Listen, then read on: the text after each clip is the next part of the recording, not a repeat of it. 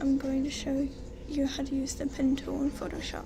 So you're going to want to open Photoshop and create a new page. Then get whatever picture you are wanting to use the pen tool on.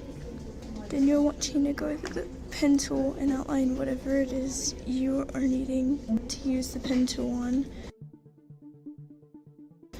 Then right click and press Make Selection and press OK.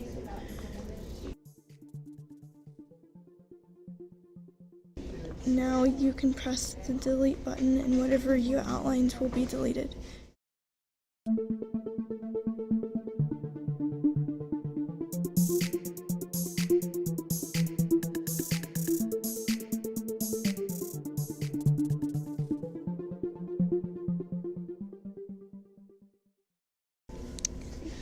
Now click File and go to Save and name it whatever you like, and press Save. And that's how you use the pen tool in Photoshop.